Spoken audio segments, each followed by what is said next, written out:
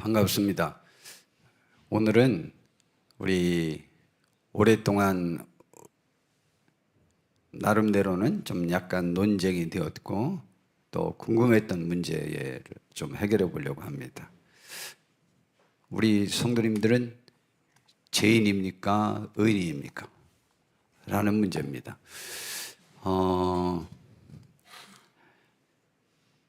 수요일 날 제가 수요 예배에 오신 분들에게 질문했습니다. 내가 죄인이라고 생각하는 분, 의인이라고 생각하는 분, 그렇게 물어봤는데 한 분만 난 의인이라고 우리 최계주 집사님이 노미진 집사님을 한 번도 야단을 안 쳐가지고 나는 잘못한 게 없나 보다 이렇게 생각해서 의인이라고 생각한다고 노미진 집사님만 손들면서 멋쩍게 주변을 쳐다봤어요. 근데 제가 뭐를 먼저 손들어 보라고 했냐면 노미진 제가 집사님이라고 했나요?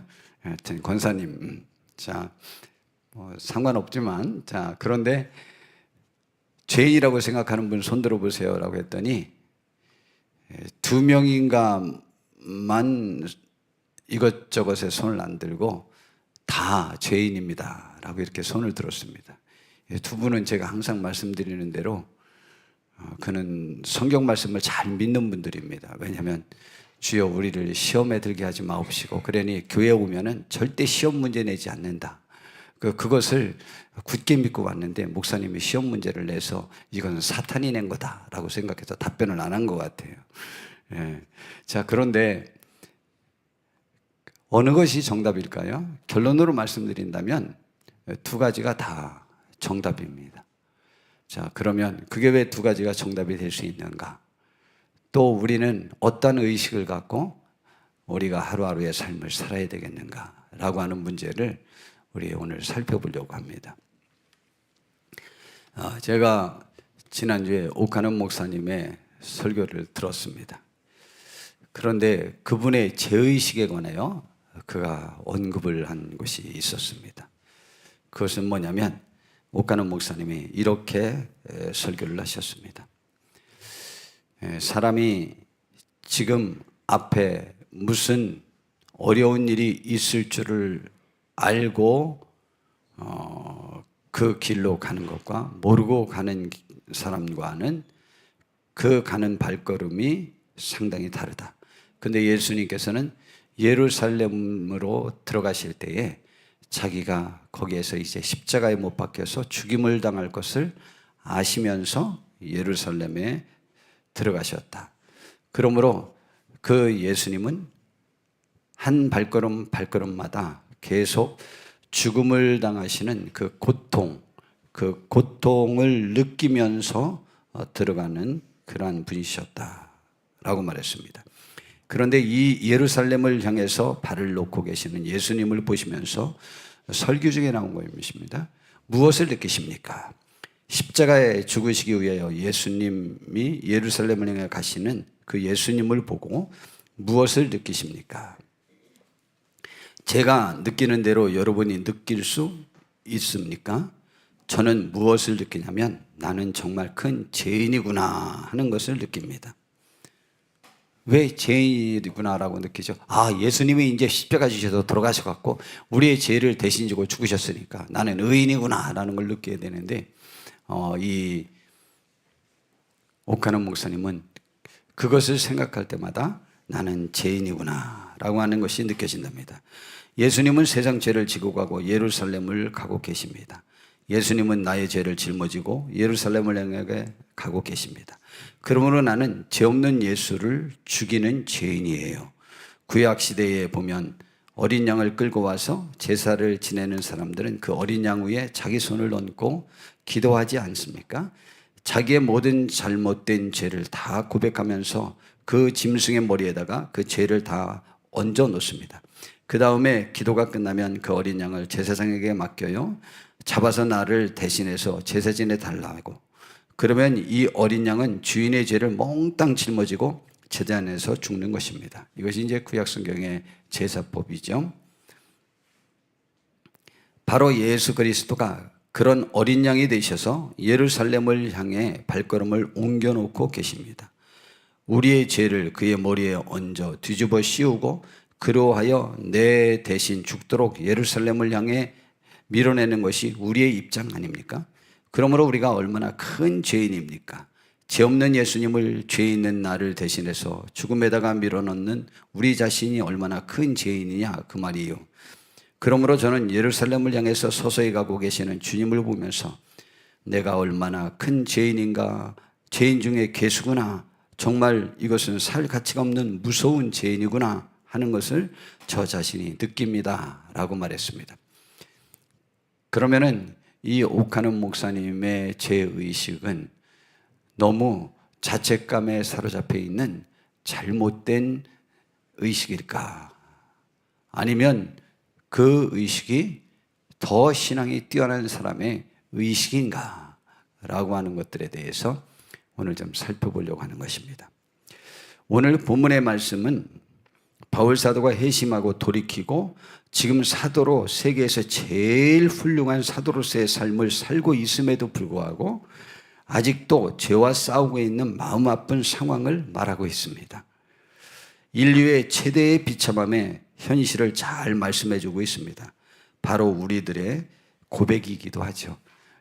이게 우리들의 고백이라고 제가 이렇게 말씀드림으로 인해서 혹시 우리 성도님들 중에 그건 목사님 일이지 제 일은 아니에요. 왜 저를 목사님처럼 지금도 죄와 싸우고 있고 죄에서 허덕이고 있는 사람의 목사님 같은 사람으로 그 부류로 나를 끌어놓습니까?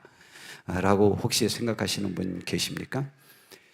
저는 단연코 제가 고백하는데 제가 예수님 믿고 구원받기 이전의 죄 때문에 제가 그렇게 하나님 앞에 눈물을 흘려본 적은 거의 없습니다. 저의 죄는 예수님을 믿고 난 다음에 이루어진 죄 때문에 마음이 아프고 그것 때문에 더 울었고 심지어는 목사 된 다음에 이후의 것들로 저는 더 많이 울었습니다. 사실 지금도 저 자신을 매번마다 채찍질하고 아파하고 있습니다. 그리고 그 죄가 저를 위축되게도 만들고 힘들게도 만들고 저를 어느 때는 굉장히 많은 수렁에 빠뜨리기도 합니다. 그런데 바울 사도는 오늘 로마서 7장에 인류의 모든 죄로 인한 비참함을 대변하는 것처럼 가장 큰 깊은 탄식을 하는 죄로 인한 탄식을 하는 장면을 볼 수 있습니다.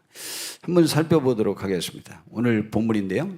로마서 7장 19절부터 보니까 내가 원하는 바 선은 행하지 아니하고 도리어 원하지 아니하는 바 악을 행하는도다. 이 세상에서 근본적으로 악을 행하고 싶은 사람은 그리 많지 않아요. 실제로 그리 많지 않습니다. 사람은 다 선을 행하고 싶어 해요. 그러면 제가 그 사람이 선한 사람으로 태어났다라는 말을 주장하는 그러한 사람이냐? 아니에요. 전 그렇지는 않아요. 사람에게 악이 없다고요? 악이 있습니다. 제가 자주 말하는 대로 돌도 채 되지 않은 아이도 악이 있습니다. 그리고 악을 그 아이가 인식하고 있습니다. 그리고 선을 돌도 안 된 아이가 인식하고 있습니다. 자, 그런데 여하튼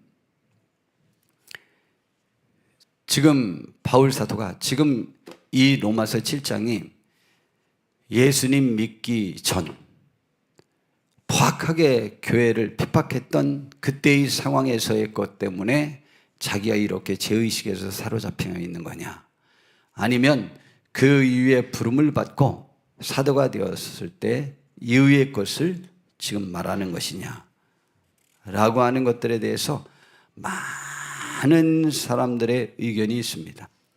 그런데 이것은 분명한데 거의 모든 학자들이 결론적으로 말하면 어거스틴 같은 경우에는 처음에 이것은 부름받기 이전의 것이다 라고 했다가 후대에 그 의견을 바꿨습니다.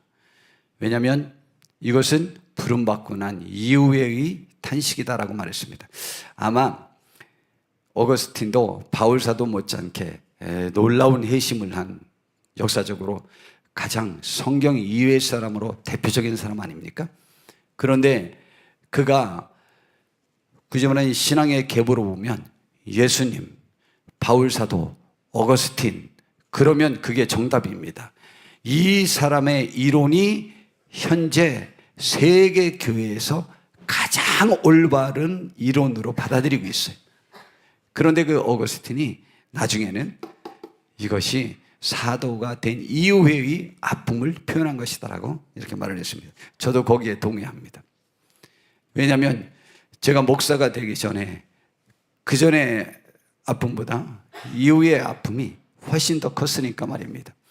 아마 우리 성도님들도 신앙이 깊어지면 깊어질수록 우리 성도님들의 삶 하나에 대해서, 의식 하나에 관해서, 행동 하나에 관해서, 말 하나에 대해서 더 많은 예민한 반응을 보이는 사람으로 변화된다면 여러분은 훨씬 더 신앙이 깊은 사람이라고 결론을 내릴 수는 있습니다. 그런데 여하튼 선을 행하고 싶어요. 특별히 우리 부름받은 우리가 하나님이 우리를 불러주실 때 말씀하시기를, 또한 우리를 또 선택하셨을 때 말씀하시기를, 우리를 창조하셨을 때 말씀하시기를, 우리는 선한 일을 위하여 지음을 받은 사람이라고 했으니까 우리 하나님의 사람들은 그 선에 내가 거하지 아니하면 그 마음의 죄책감이 누구보다 심하도록 되어 있습니다.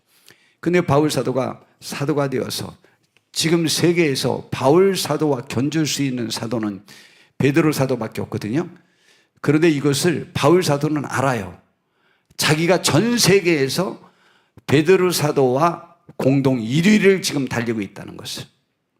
이건 1%도 아니에요. 공동 1위예요. 공동 1위를 달리고 있는 사람이에요. 그거는 본인도 알고 세계가 다 알아요. 모두가 다 인정하는 사실이에요. 그런 사도임에도 불구하고 그가 원하지 아니하는 그것을 하면 이를 행하는 자는 내가 아니요 내 속에 거하는 죄니라 라고 이렇게 표현을 했습니다.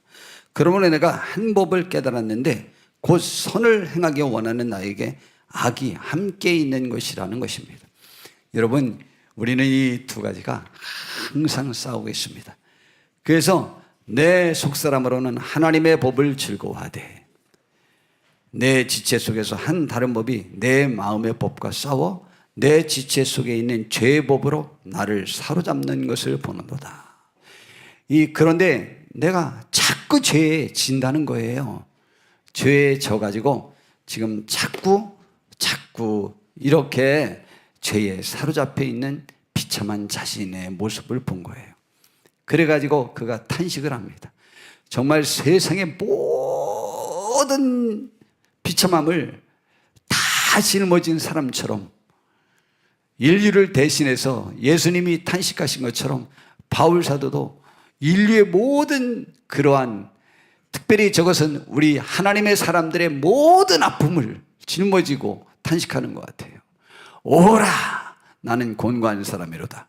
이 사망의 몸에서 누가 나를 건져낼 수 있겠는가 라고 하는 것입니다. 사도가 되어서도 지금도 여전히 난 하나님의 은혜가 필요합니다 라는 탄식일 수 있어요. 지금도 하나님의 은혜가 아니면 나는 이 한 걸음도 주의 영광을 위한 그 발걸음을 걸을 수도 없고 나는 제대로 서 있을 수도 없다라는 탄식으로 저는 오늘 너무 강력하게 저 탄식이 들립니다. 그래서 그가 그 다음 절에 바로 180도 다른 고백을 합니다. 우리 주 예수 그리스도로 말미암아 하나님께 감사하리로다 라고 말했습니다. 그런데 내가 이렇게 비참한 사람인데 지금 내가 사도의 사역을 감당할 수 있는 것 다 하나님의 은혜로다. 그러니 하나님께 감사한다. 예수님으로 말미암아 내가 구원함을 받고 지금도 사도의 사역을 감당할 수 있게 해주신 그 하나님께 감사하리로다. 그런데 내 자신이 마음으로는 하나님의 법을 지금도 따르는데 육신의 법으로는 제 법을 섬겨놓으라. 이 뭐요? 의인이요? 죄인이요? 이러한 고백을 합니다. 바울 사도는 선교 사역을 감당하느라고 힘쓰는 중에도 깨어있어 의를 행하고 죄를 짓지 않기 위해 매일 죽는 것 같은 절제를 하고 있다고 또다시 고린도전서에서도 이미 먼저 고백을 했습니다. 고린도전서 15장이 부활장입니다. 부활에 관하여 로마서 15장만큼 잘 가르쳐 주는 것은 없습니다. 그런데 그곳에서 고린도전서 15장 30절에부터 보니까 또 어찌하여 우리가 언제나 위험을 무릅쓰리요. 형제들아, 내가 그리스도 예수 우리 주 안에서 가진 바 너희에 대한 나의 자랑을 두고 단언하노니. 바울 사도의 자랑거리가 뭔지 압니까? 나는 날마다 죽는다. 이것이 자랑거리라는 거예요. 죽는다는 것은 자기 자신을 자기가 죽이는 거예요. 지금 뭘 죽이냐? 내가 사람의 방법으로 에베소에서 맹수와 더불어 싸웠다면, 에베소에서 그가 경기장에 들어가서 사자와 호랑이와 싸운 게 아닙니다. 여기에서 싸운 것은 사자와 호랑이와 같은 그러한 불신자들, 로마의 박해자들, 또한 그 지역의 박해자들과 싸웠던 거예요. 불신앙과 싸웠던 거예요. 그래서 그들과 내가 사람의 방법으로 그들과 싸웠다면 내가 무슨 유익이 있으리요? 죽은 자가 다시 살아나지 못한다면 내일 죽을 터이니 먹고 마시자리라. 그들의 사상은 뭐예요? 그러면 바울 사도의 최고의 적은 죽은 자가 살아날 수 없다. 죽은 이후에 세상이 없다. 죽은 후에 심판이 없다. 그건 말도 안 되는 소리다. 그러니까 죽음 이후에 세상이 없으면 죽기 전에 우리는 실컷 먹고 마시고 쓰고 내가 하고 싶은 거 다 해야 된단 말이죠. 근데 그 하고 싶은 것 중에 죄의 욕망도 우리들 속에 있거든요. 지금 그것을 말하는 거예요. 만약 죽은 자가 살아나지 않는다면 모두 다 먹고 마시자 할 것이 아니냐. 속지 말라. 악한 동무들은 선한 행실을 더럽히나니. 무엇이 자기를 죽였다, 날마다 내가 죽는다고 표현한 거냐? 깨어 의를 행하고 죄를 짓지 말라. 하나님을 알지 못하는 자가 있기로 내가 너희를 부끄럽게 하기 위하여 지금 말하는 것입니다. 지금 바울 사도가 볼 때 고린도 교회 교인들은 바울 사도처럼 혹은 하나님이 원하는 것처럼, 예수님이 원하는 것처럼 지금 천국이 합당한 하나님의 백성다운 삶, 부활을 바라보는 삶을 살지 않고 주변에 있는 그렇지 않다라고 말하는 사람들이 이렇게 악을 행하고 먹고 마시자 하는 그 삶에 지금 빠져있는 사람들이 있어서 제발 그러한 사람은 오늘 이 시간 나의 이 말씀을 보고 읽고 부끄러워하라 라고 말하는 것입니다. 우리는 지금 죄와 싸우고 있습니까? 아니면 죄와 친하게 지내고 있습니까? 우리는 깨어있어 의를 행하고 죄를 짓지 말아야 하는 것입니다. 이것이 바로 바울 사도는 그 사역을 감당하기 위하여 지금도 매일 깨어있어 자기 자신을 절제하고 모든 것들을 극복하는 그러한 신앙생활을 하고 있다고 하는 것을 표현한 것입니다. 엘리사도 그랬죠. 그 시대를 이기기 위한 영성이 무엇이냐 이 말이에요. 지금 바울 사도는 이런 악한 시대를 이길 수 있고 그들을 구원할 수 있는 시대적 지도자, 지도력을 지닌 영성 있는 사람이 되기 위해서는 그 시대의 악을 분별하여 그 시대의 악을 이기고 그 악을 깨뜨리고 그들을 구원하고 이끌 수 있는 사람의 자세를 말한 건데, 깨어있어 의를 행하고 죄를 짓지 말아야 된다는 것이죠. 이것이 자기 절제와 자기 극복과 자기 승리를 위해서 자신을 다스리는 그런 삶을 살았던 거죠. 엘리사가 말합니다. 게하시가 나만 장군의 일행을 쫓아가 가지고 나만 장군이 수많은 선물을 자기를 고쳐준 엘리사 선생에게 주려고 하니까 그러지 마라. 나는 이걸 받을 수 없다. 그냥 가라. 그렇지 않습니까? 그러므로 인하여 그 나만 장군이 선생님 그렇다면 제가 소원이 있습니다. 이스라엘의 흙을 한 줌 퍼가지고 내가 가가지고 내가 평생 하나님만 섬기겠습니다 라고 다짐하게 되잖아요. 그런데 게하시가 몰래 쫓아가가지고 우리 선생님이 신학생들 2명이 왔으니 그들에게 줄 물품을 좀 달라고 그랬습니다. 그래가지고 속여가지고 몇 가지를 받아갖고 있잖아요. 그걸 엘리사 선생님이 영적으로 감지한 거예요. 갔다 온 다음에 너 어디 갔다 왔느냐? 딴 말을 하니까 내가 못 받는 줄 아느냐? 라가면서 그를 책망하는데 뭐라고 책망하느냐? 그때의 말이 참 의미심장하지 않습니까? 지금이 어떤 때인데 그러한 것들을 받아오느냐라는 것입니다. 이 말이 뭐예요? 하나님의 사람들이 물질을 위해서 그 일을 해서는 지금 이 시대가 여호와의 신앙을 멸시하는 이 엘리사를 젊은이들이 대마리아 대마리아 하고 조롱하다가 암금이 나타나서 42명이 죽는 그러한 사건까지 벌어지지 않습니까? 굳이 말하면 이스라엘 전체에서 최고 영향력이 있는 하나님의 선지자를 청년들이 인정하지 않아요. 왕이 인정하지 않아요. 죽이려고 몇 번이나 첩자를 보냈는지 압니까?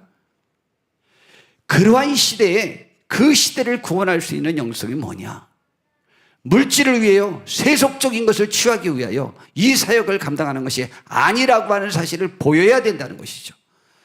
바울 사도가 그러한 맹수, 그렇게 하나님을 대적하고 세상 쾌락에 빠져 있는 그들과 싸우기 위해서는 깨어있어 의를 행하고 죄를 짓지 말아야 돼요. 그러므로 그들은 뭐냐? 내일이 없으니 먹고 마시자 할 것이라는 것이죠.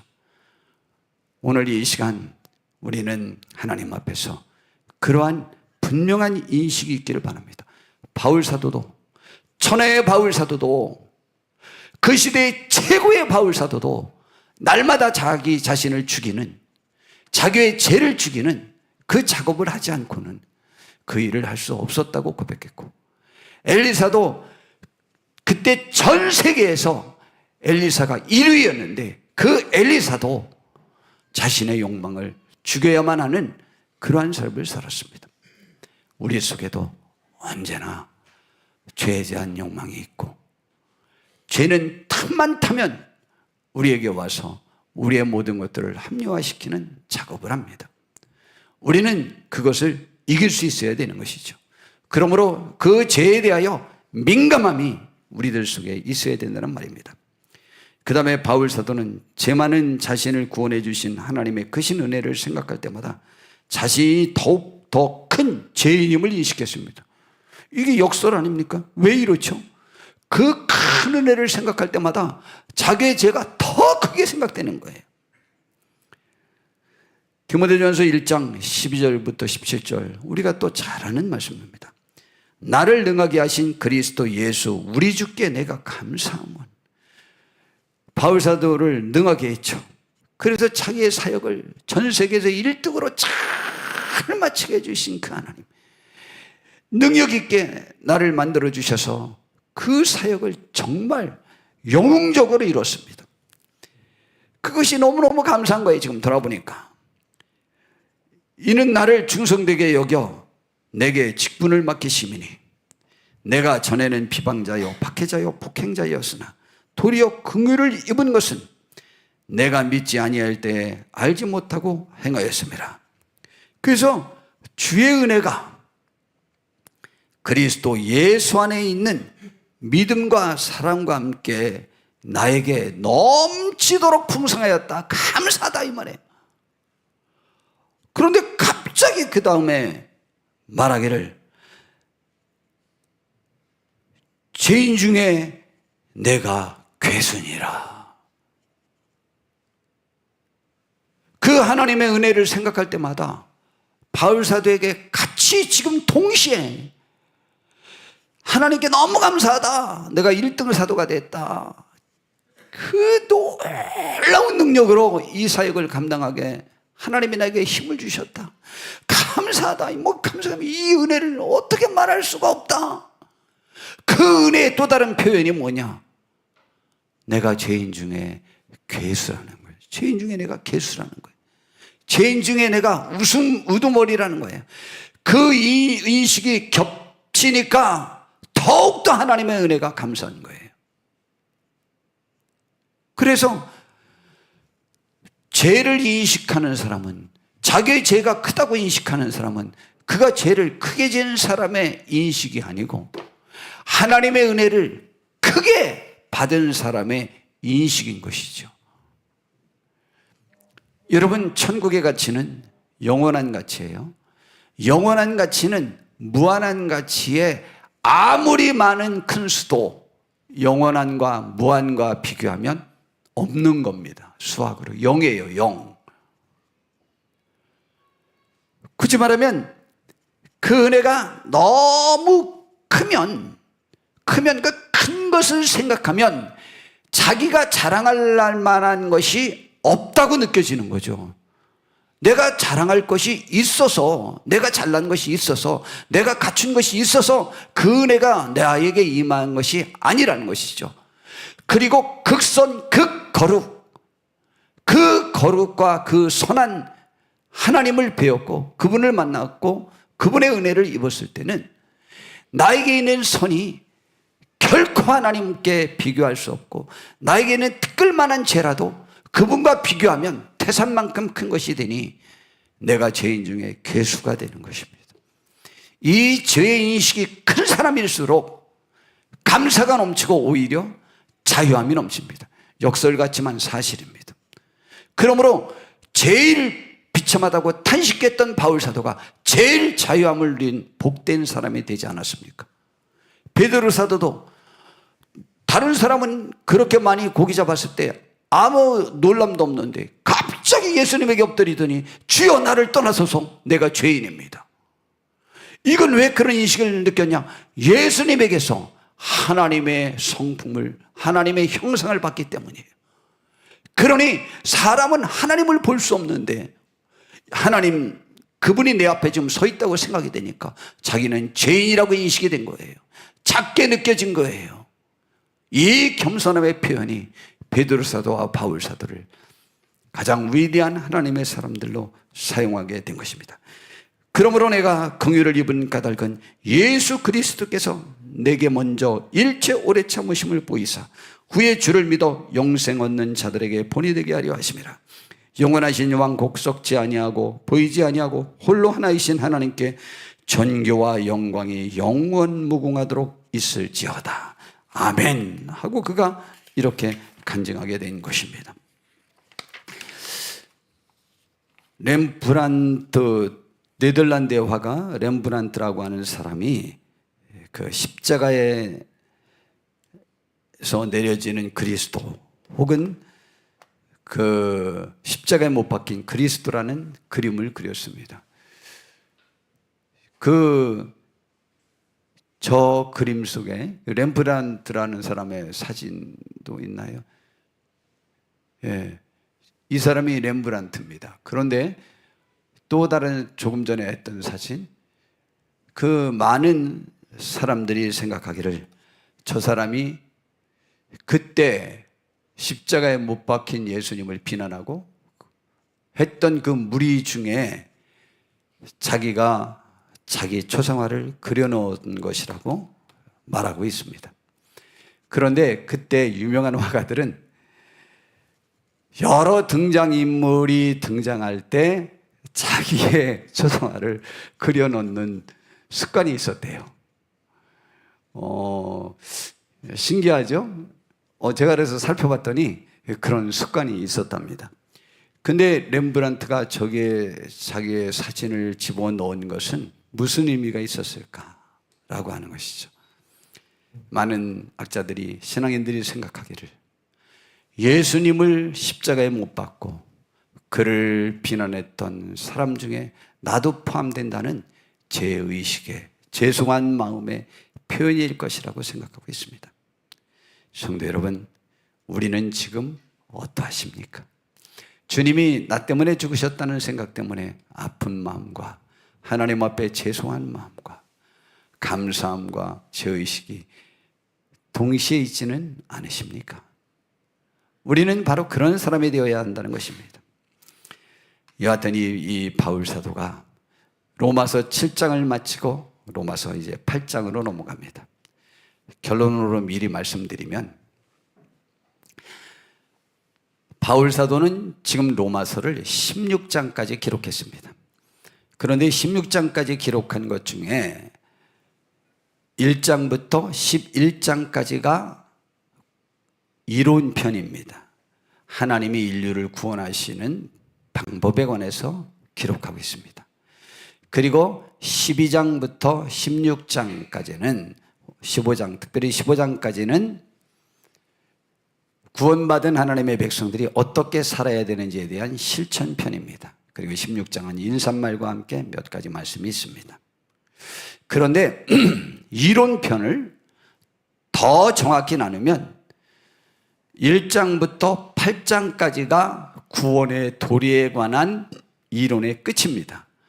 그러면은 9장, 10장, 11장은 구원받기 위한 하나님이 이 세상에서 어떤 전도 사역을 감당했고 어떤 절차에 따라서 세상에서 역사하셨는지에 관한 이야기입니다.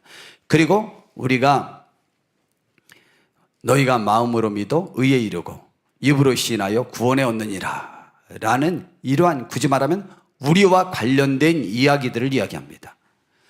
그렇기 때문에 하나님의 구원 섭리에 관한 이론은 8장으로 끝입니다. 그런데 지금 바울 사도가 1장부터 8장까지 한 모든 이론은 8장을 선포하기 위한 것입니다. 자, 그렇게 본인이 죄책을 갖고 괴로워하고 있습니다. 그런데 구원하신 자기에게 감사한다는 말로 했는데 지금 본래 처음에 성경을 쓸 때 장절이 구별되어 있지 않았었습니다. 그러므로 8장까지 쉼없이 달려가는 거예요. 그것이 이제 결론을 내리고 이제 또 다른 단계로 넘어갈 건데 8장은 저는 정말 단호하게 말할 수 있습니다. 성경 전체의 최고 환호의, 최고의 선포의, 최고의 승리의 선포를 온 인류에게, 온 세상에, 온 천하에 선포한 가장 위대한 장입니다. 1절을 이렇게 시작합니다. 그렇게 탄식했던 바울 사도가 그러므로 이제 그리스도 예수 안에 있는 자에게는 결코 정죄함이 없대요. 결코 정죄함이 없다는 거예요. 그러니 내가 예수 안에 있고 예수님의 말씀이 나에게 있고 내가 예수님의 말씀대로 살려고 노력하고 있는 지금 과정 속에 있는 우리는 의인이다 라고 선포한 거예요. 그럼 우리는 죄인이라고 고백하면 안 되나? 아닙니다. 매번 고백해야 됩니다. 하나님 앞에 내가 죄스러움과 죄송함이 있지만 하나님으로 말미암아 나를 의롭다고 하신, 죄가 없다고 선포하시는 그 선포를 우리는 받아들이셔야만 합니다. 그래야 마귀를 이기고 귀신을 이기고 세상을 이기고 나를 이기고 내 양심을 이기고 내 도덕적 관념을 이기고 승리하여 사탄의 수많은 공격에서 승리할 수 있습니다. 여러분, 저 선포를 우리는 마음에 매번 갖고 계셔야만 합니다. 우리 신앙인들이 어설픈 죄의식에 사로잡혀 있으면 오히려 귀신에게 사로잡히고 마귀에게 사로잡히고 세상의 조롱을 당하고 내가 설 입지를 잃어버리고 맙니다.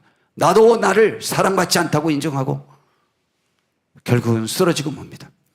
우리는 아무리 내가 양심적이라고 할지라도 하나님의 선포의 말씀보다, 하나님이 우리에게 주신 말씀보다 내 양심과 내 의식과 내 도덕적 관념이 더 결코 앞설 수는 없습니다. 우리는 이 하나님의 선포를 받아들여야 돼요. 왜 가능하냐? 이는 그리스도 안에, 예수 안에 있는 생명의 성령의 법이, 굳이 말하면 생명의 법이 바로 성령의 법이요, 성령의 법이 생명의 법이요, 성령의 법은 영의 법이요, 영의 법은 하나님의 법이요, 예수님의 법인 것입니다. 그 법이 죄와 사망의 법에서 너를 해방하였다 그랬습니다. 율법이 육신으로 말미암아 연약하여 할 수 없는 그것을 하나님은 하시나니 곧 죄로 말미암아 자기 아들을 죄 있는 육신의 모양으로 보내어 육신의 죄를 정하사 육신을 따르지 않고, 우리는 육신을 따르지 않잖아요. 오늘 육신을 따랐더라면 집에서 쉬었어야죠. 아니면 어제는 비 왔고 오늘 맑아졌으니까 공기도 맑아졌겠다, 나들이 했어야 되죠. 그걸 절제하고 육신을 따르지 아니하고 하나님의 말씀, 하나님을 사랑하는 마음이 나를 이끌어서 오늘 주의 전으로 발걸음을 옮기는 우리 성도님들은 바로 육신을 따르지 않고 그 영을 따라 행하는 우리에게 율법의 요구가 이루어지게 하려는 하나님의 뜻의 축복에 동참된 분들임을 분명히 말해주고 있는 것입니다. 그러므로 율법이 육신으로 말미암아 연약하여 할 수 없는 것을 하나님은 하시나니 곧 죄로 말미암아 자기 아들을 죄 있는 육신의 모양으로 보내요. 육신의 죄를 정하사 육신을 따르지 않고 그 영을 따라 행하는 우리에게 율법의 요구가 이루어지게 하려 하심이라. 육신을 따르는 자는 육신의 일을 생각하고 영을 따르는 자는 영의 일을 생각합니다. 그래서 육신의 생각은 세상 하나님의 말씀 반대의 것으로 살려고 하는 생각은 사망이요, 영의 생각은 생명인가 평안이라고 말하고 있는 것입니다. 어떤 목사님이 이런 말을 하셨답니다. 그 목사님이 어렸을 때 개구장이었던지 자기 방 청소를 잘하지 않았습니다. 아침마다 어머니가 들어와서는 눈을 부릅뜨고 화를 냅니다. 너 어떻게 방을 이 모양으로 정리를 하냐? 침대는 이게 뭐냐? 양말은 이게 뭐냐? 하고 막 나무랬다고 합니다. 그러면 그때마다 이 목사님은 주저앉고 하는 말이 있답니다. 그래도 엄마, 형님 방보다 나아요. 내 형보다 나아요. 방에 한번 가보세요. 근데 형 방은 진짜 자기 방보다 더 지저분합니다. 그러므로 형하고 비교하면 자기 방은 깨끗하다, 그거죠. 그 말을 듣고 어머니는 두말하지 아니하고 그의 팔을 끌고는 아래층에 있는 엄마 방으로 내려간답니다. 엄마 방에 가보면은 침대가 깨끗이 정리되어 있습니다. 화장실이 깨끗하게 청소되어 있고 뭐 흩어진 것이 보이지 않습니다. 그리고는 엄마가 큰 소리로 내가 내 방을 좀 깨끗이 치우라는 것은 바로 이렇게 치우라는 거야. 내 형처럼 하라는 거 아니야. 이 방처럼 치우라는 거야 하고 호통을 쳤다고 합니다. 그 목사님이 그 어린 시절을 기억하면서 우리가 의인이라고 말할 수 없는 사람들하고 기준을 맞춰가지고 나는 그래도 좀 선하다고 생각하는 구석이 있다면 이 철없는 어린애와 똑같다는 말입니다. 우리는 하나님 앞에서 혹은 사람 앞에서도 다 의로워야 합니다. 우리는 그러한 귀한 의의가 있기를 바랍니다. 그러므로 우리 승리를 선포하며 기뻐해야 합니다. 우리에게 그 의의를 선포하신 하나님께. 제가 설교한 것 중에 로마서 7장보다 지금 로마서 8장 28절에서 39절, 이게 얼마나 큰 선포입니까? 이곳을 더 많이 우리 성도님들에게 설교 때마다 읽어드렸을 것입니다. 오늘 제가 읽어드리면서 말씀을 마무리할까 합니다. 우리가 알거니와, 우리가 아는 것이 뭐냐? 하나님을 사랑하는 자, 곧 그의 뜻대로 부르심을 입은 자들에게는 모든 것이 합력하여 선이 이루어진대요. 하나님을 사랑하십니까? 이건 아멘 하셔야 돼요. 아멘. 그러면은 우리와 하나님은 모든 합력하여 선을 이루는데, 선이 뭐 부자 되고 그런 것을 선이라고 하지 않습니다. 여기에서 말하고 있는 것은 구원을 이룬다는 말입니다. 하나님이 미리 하신 자들을 또한 그의 아들의 형상을 본받게 하기 위하여 미리 정하셨으니 이는 그로 많은 형제 중에서 맏아들이 되게 하려 하심이니라. 또 미리 정하신 그들을 또한 부르시고 부르신 그들을 또한 의롭다 하시고 의롭다 하신 그들을 또한 영화롭게까지 하셨습니다. 저는 이 영화롭게 하셨다는 것은 천국에 가서만 그러는 줄 알았더니 요즘 제가 설교를 들으면서 깨달아서 여러 가지 또 살펴봤더니 영화롭게 하셨다라고 하는 과거형을 썼으니까, 현재형을 썼으니까 지금 우리가 이 세상에 살면서도 하나님의 형상을 점점 닮아가는 영화로운 모습을 지니게 되고 천국에 가서도 더욱 영화로움에 동참하게 되는 그 축복이라는 말씀입니다. 우리가 말입니다. 그런즉 이 일에 대하여 우리가 무슨 말하리요? 우리에게 이러한 축복을 주신다고 하는 데에 대하여 우리가 무슨 말하리요? 만일 하나님이 우리를 위하시면 누가 우리를 대적하리요? 자기 아들을 아끼지 아니하시고 우리 모든 사람을 위하여 내주시니가 어찌 그 아들과 함께 모든 것을 우리에게 주시지 아니하겠느냐 이 말이죠. 당연하지 않겠습니까? 아들 주시니까 다 주시죠. 누가 능히 하나님께서 택하신 자들을 하나님 앞에 고발할 수 있으리요? 의롭다 하신 이는 하나님이시니 누가 정죄하리요? 죽으실 뿐 아니라 다시 살아나신 이는 그리스도 예수시니 그는 하나님의 우편에 계신 자요 우리를 위하여 지금도 친히 간구하고 계시는 자십니다. 누가 우리를 그리스도의 사랑에서 끊을 수 있겠느냐 이 말이죠. 환난이나 권고나 박해나 기근이나 적신이나 위험이나 칼이랴 기록된 바 우리가 종일 주를 위하여 죽임을 당하게 되며 도살당할 양같이 여김을 받았나이다함과 같으니라. 그러나 이 모든 일에 우리를 사랑하시는 이로 말미암아 우리가 넉넉히 이기느니라. 내가 확신하노니 사망이나 생명이나 천사들이나 권세자들이나 현재일이나 장래일이나 능력이나 높음이나 기쁨이나 다른 어떤 피조물이라도 우리를 우리 주 그리스도 예수 안에 있는 하나님의 사랑에서 끊을 수 없다고 선포하는 이 선포를 우리는 받으셔야만 합니다.